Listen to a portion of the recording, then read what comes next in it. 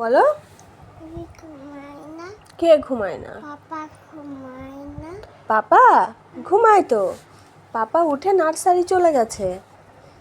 পাপা কি? পাপা পাপা যাবে? পাপাকে তুমি কি বলে ডেকেছো কালকে? কি বলে ডেকেছো আদর করে?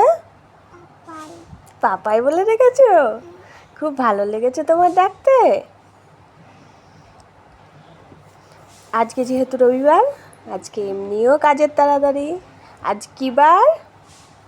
আজকে রবিবার। কি বার? হ্যাঁ, আজকে চিকেন ডে।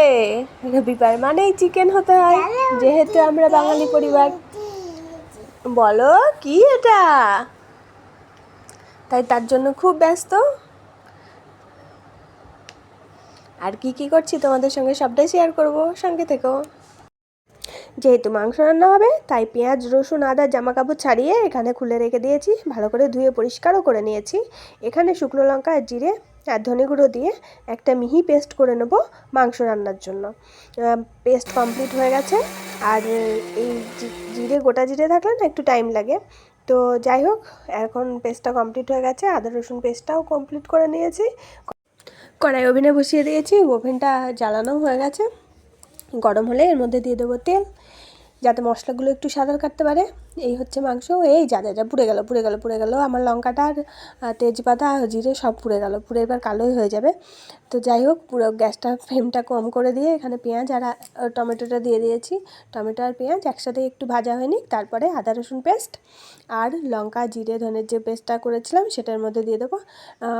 জানেন কি, ওই পেঁয়াজ কুচোর মধ্যে যদি আদা রসুন পেস্ট দেওয়া যায় আর পেঁয়াজের পেস্ট দেওয়া যায়, তাহলে ওই পুরনো পেঁয়াজ কুচোটা একটু নরম হয়ে যায় আর খুব সুন্দরভাবে গলে যায়। এর মধ্যে আমি লঙ্কা জিরে ধনের পেস্টটা দিয়ে দিলাম, দিয়ে খানিকক্ষণ নাড়াচাড়া করে এর মধ্যে আমি দিয়ে দেবো হলুদ গুঁড়ো আর স্বাদ মতো নুন। এটাকে ততক্ষণ পর্যন্ত আমি কষবো যতক্ষণ পর্যন্ত না এর ভিতর থেকে তেল বেরিয়ে যায়। এই কড়াইতে আমি রান্না করতে চাই না, এর পিছনে কারণ আছে। এই কড়াইটা এত তাড়াতাড়ি গরম হয়ে যায় যে আমার কন্ট্রোলের বাইরে চলে যায়, যে কারণে আমার একদম পছন্দ না এই কড়াইগুলো। তো তবুও এই কড়াইটাতেই আজকে বসালাম, কারণ মাংসটা কম তাই জন্যই।